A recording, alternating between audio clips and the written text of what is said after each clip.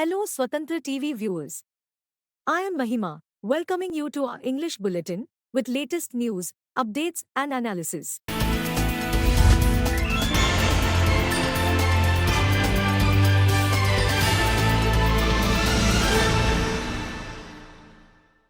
Prime Minister Narendra Modi on Tuesday accused the Congress of making several attempts to stall the construction of the Ram temple in Ayodhya and for insulting Lord Ram by rejecting the invitation for the consecration ceremony. Addressing an election rally at Filbhit in Uttar Pradesh, Modi also said that the Congress is immersed in the swamp of appeasement and can never come out of it. The Congress made several efforts so that the Ram temple in Ayodhya is not constructed. But when the people of the country made such a beautiful temple by contributing every penny, and when the temple people forgave all your sins and invited you for the consecration, they insulted Lord Ram by rejecting the invitation, he said, recalling the contributions made by former Uttar Pradesh Chief Minister Kalyan Singh for the construction of the temple.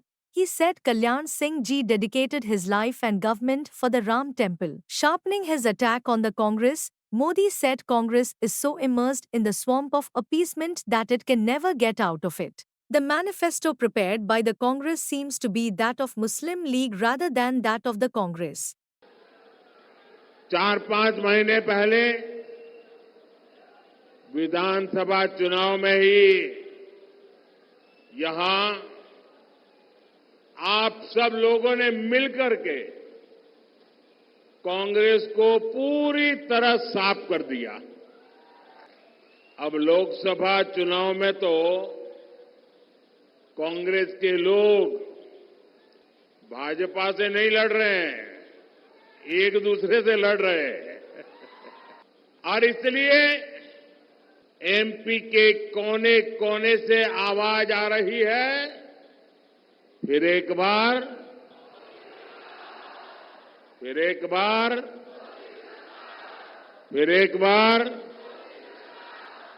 25-year-old Indian student who had been missing since last month was found dead in the U.S. city of Cleveland, the second death within a week in the country as the community grapples with a string of such tragedies. Mohammad Abdul Arfat, hailing from Nacharam in Hyderabad, arrived in the U.S. last year in May to pursue a master's in IT from Cleveland University.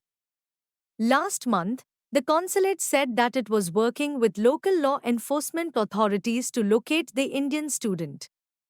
According to a report in WKYC3 News last week, Arfat left his home at Reserve Square on 5th March and had not returned. Cleveland police told the news outlet that they have concerns for his safety. Police had also issued a missing person alert for Arfat that had described him as being 5 foot 8 inch tall, weighing 150 pounds, with black hair and brown eyes. He was last seen wearing a white t-shirt, red jacket and blue jeans.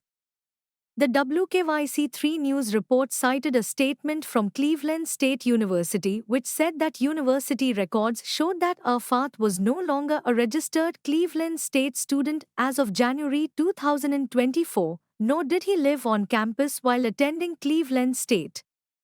Cleveland State University Police Department was providing information as needed to assist the Cleveland Division of Police with their active investigation of Arfat's disappearance. The university's thoughts are with his loved ones, and CSUPD will continue to serve as a resource to Cleveland police as needed, the statement said. Arfat's father Mohammad Salim had said that Arfat last spoke to him on 7th March, and since then he has not been in touch with his family. His mobile phone is switched off as well.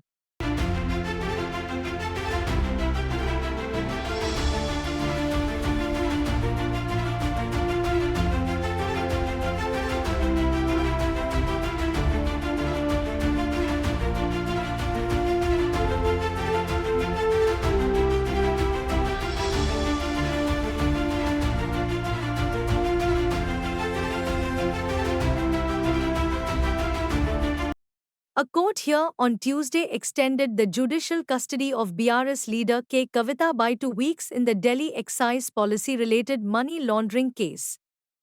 Special Judge for ED and CBI cases Kaveri Baveja extended Kavita's custody till 23 April after she was produced before the court on expiry of her judicial remand granted earlier. The judge had on Monday denied interim bail to Kavita, saying prima facie she not only destroyed evidence but was also instrumental in influencing witnesses and there is every likelihood of her continuing to do so in case the relief is granted. Meanwhile, K. Kavita on Tuesday wrote a letter to a judge, claiming that she was arrested based on statements on a few people who kept changing their statements and political alliances. In a 4-page letter released to the media after her judicial custody was extended to 23 April on Tuesday, Kavita stressed that she has neither any involvement nor financial benefits with the case. She told the court that after more than 2 years of failed investigations, the Enforcement Directorate arrested her on 15 March without any proof. The arrest was based on mere statements from a few people who kept changing their statements and their political alliances. Kavita's letter also mentions alleged threats by BJP leaders in the name of Enforcement Directorate raids.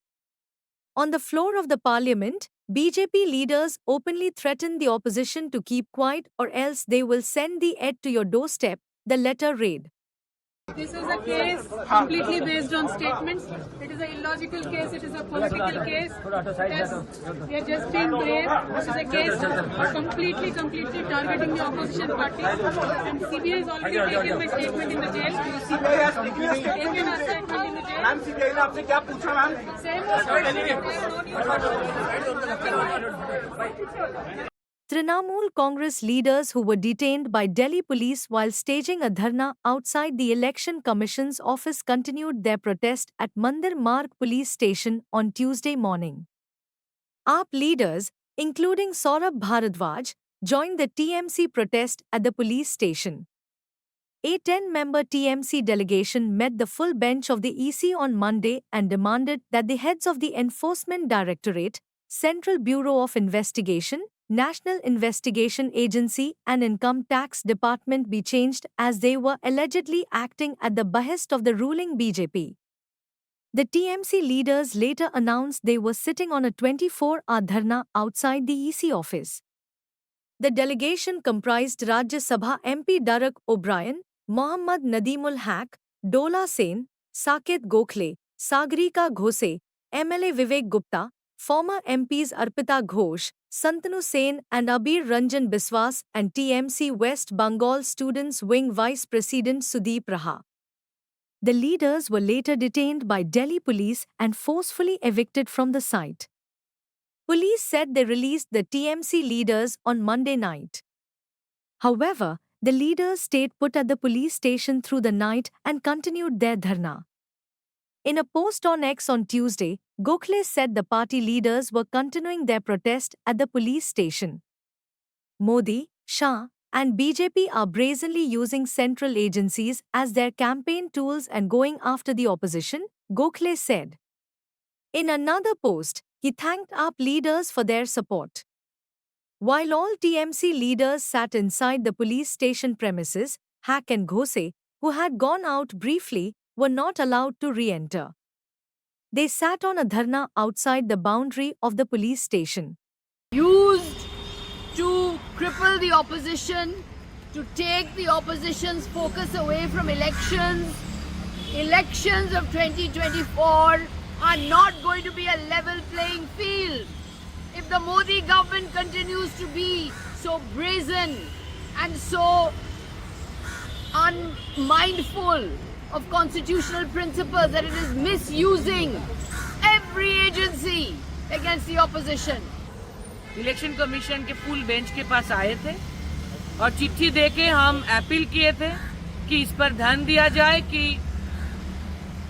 Level playing field के लिए CBI, ED, NIA and income tax का जो chief है उसको बदल दिया जाए। इसी मांग पर, इसी डिमांड पर 24 आवर्स धरना करेंगे। लेकिन ये जानते हुए भी उन्होंने हमको उधर से, सब एमपीओ को उधर से बहुत घसीट के लेकर गए और जब सबको ले जाने के बाद हम The government has provided Chief Election Commissioner Rajiv Kumar with a Z category VIP security cover of armed commandos in view of potential threats against him, official sources said on Tuesday. The Ministry of Home Affairs has entrusted the Central Reserve Police Force with providing a contingent of about 40 to 45 personnel for the task, the sources said. A threat perception report prepared by Central Intelligence Agencies recommended a strong security cover for Chief Election Commissioner Kumar, keeping in view his profile, they said. The move comes amid preparations for the seven-phase general elections that begin on 19th April. The Chief Election Commission, as well as two election commissioners, are currently guarded by a small armed security team drawn from the Delhi police. This is one of the rarest instances of a chief election commissioner being provided a central security cover. Former Chief Election Commissioner late T.N. Sheshan had a central security cover at one point of time. The Z category cover to the CEC will ensure protection to him during his movement in any part of the country, at his office in central Delhi's Nirvachan Sadan, and at his residence, the sources said. An EC spokesperson said he had no comments to make on the issue.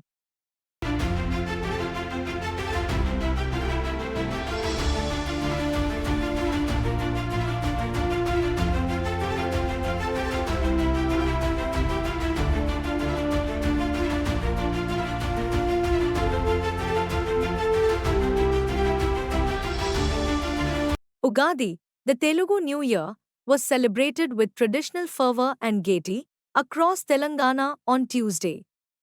People decorated their homes with festoons of mango leaves and consumed Ugadi chutney. They also visited temples.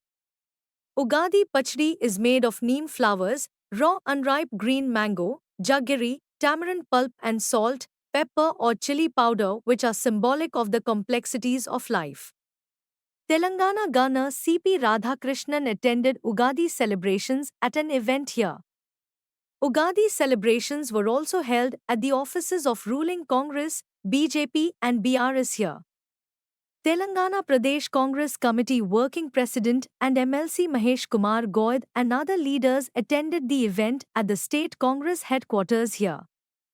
Union Minister and Telangana BJP President G. Kishan Reddy, BJP Rajya Sabha member K. Lakshman and others participated in Ugadi celebrations at the BJP office, while BRS Working President K.T. Rama Rao attended the event at party headquarters. Recitation of Almanac was organized at the offices of the political parties. The Governor, Chief Minister A. Revant Reddy, Union Minister Kishan Reddy and BRS President K. Chandrasekhar Rao greeted people on the eve of Ugadi.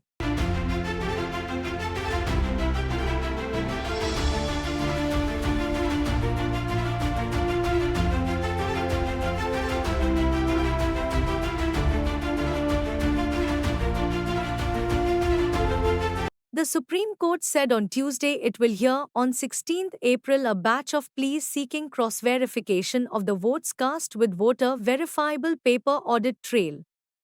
The Voter Verifiable Paper Audit Trail is an independent vote verification system which enables an elector to see whether his vote was cast correctly. It generates a paper slip which can be viewed by the voter. It is kept in a sealed cover and can be opened in case of a dispute. A bench of Justices Sanjeev Khanna and Deepankar Datta, which could not take up the petitions related to electronic voting machines, said it will consider all pleas in the matter for hearing on next Tuesday. The seven-phase Lok Sabha polls will begin on 19th April. The top court had said on 3rd April it would hear next week the plea filed by NGO Association for Democratic Reforms along with other matters, after Advocate Prashant Bhushan sought an urgent hearing. On 1st April, The top court had sought responses from the Election Commission and the Centre on a plea by activist Arun Kumar Agrawal seeking a complete count of voter verifiable paper audit trail slips in polls as opposed to the current practice of tallying slips from only 5 randomly selected EVMs from each assembly segment comprising a parliamentary constituency.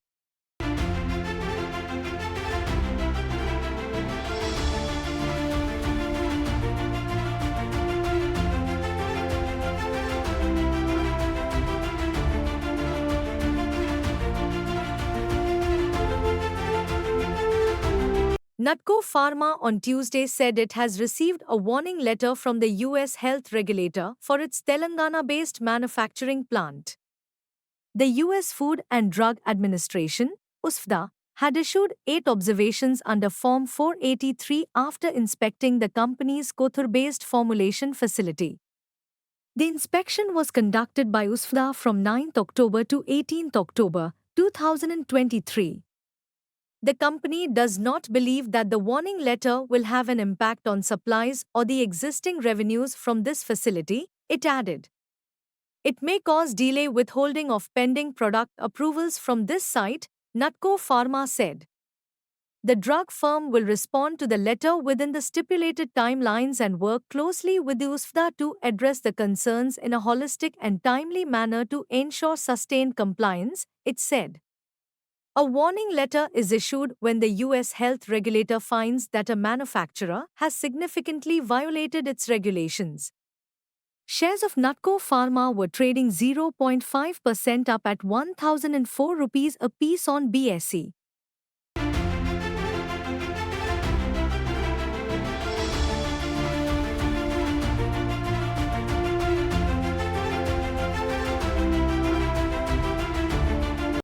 Andhra Pradesh Governor S. Abdul Nazir and Chief Minister Y. S. Jagan Mohan Reddy on Tuesday extended Ugadi greetings to the people of the state. The governor said that Ugadi is a festival of joy and happiness as the new year brings new hope of a bright future. On the happy and auspicious occasion of Ugadi, Telugu New Year Day, I extend my heartiest felicitations and warm greetings to the people of Andhra Pradesh and to all Telugu people living across the world, said Nazir in a release issued by Raj Bhavan. He also wished for peace, prosperity, harmony and happiness among all the sections of society. The Chief Minister also wished for the prosperity of all the people in the state. Ugadi greetings to all the people of the state. I wish for the prosperity of my sisters, brothers, elderly, students and the same for the state, said Jagan Mohan Reddy in a post on X.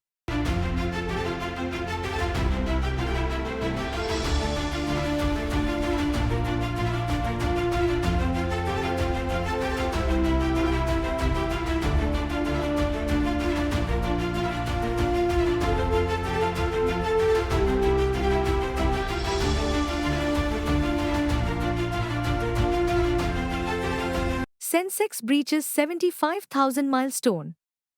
Benchmark equity indices ended marginally lower on Tuesday amid profit-taking after the BSE Sensex breached the historic 75,000 mark for the first time ever in early trade and the Nifty climbed to its fresh peak.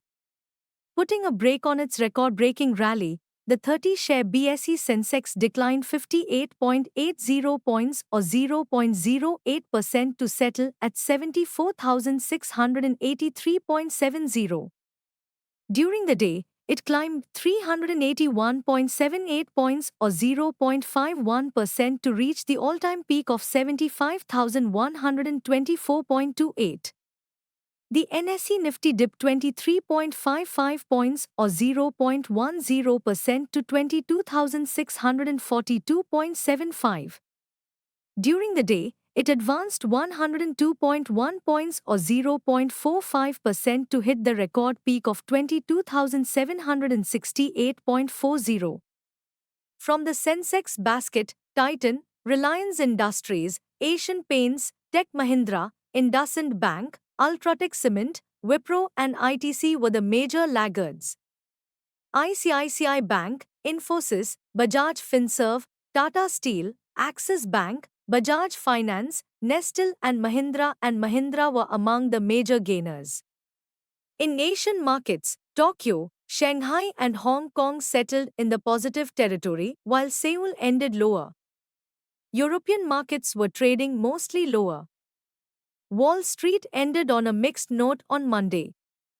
The Indian market reached a fresh intraday peak before seeing profit booking at higher levels in anticipation of tomorrow's key US inflation data, which carries weight in determining future rate cuts by the US Fed. Concerns have emerged amidst recent better-than-anticipated U.S. employment and manufacturing data, suggesting a potential shift in expectations regarding rate cuts this year.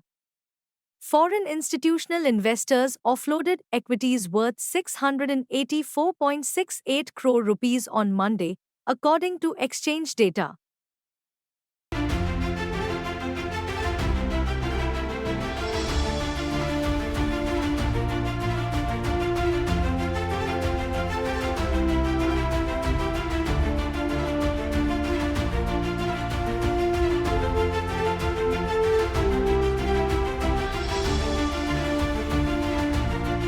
Beleaguered Paytm Payments Bank's managing director and CEO Surinder Chawla has resigned from the company, a regulatory filing said on Tuesday.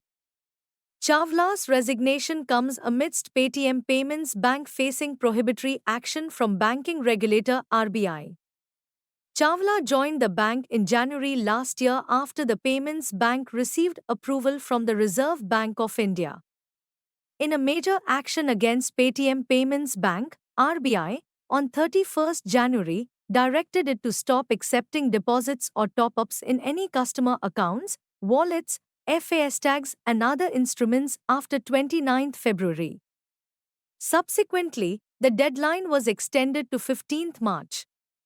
The direction follows persistent non-compliance and continued material supervisory concerns, the central bank had said in a statement. On 11 March 2022, the RBI barred PPBL from onboarding new customers with immediate effect. Following regulatory actions, promoter Vijay Shekhar Sharma last month stepped down as part-time non-executive chairman of Paytm Payments Bank Limited, and the board of the bank has been reconstituted. Former Central Bank of India Chairman Srinivasan Sridhar, former Bank of Baroda Executive Director Ashok Kumar Garg, and two retired Indian Administrative Service officers were inducted on the board of the bank.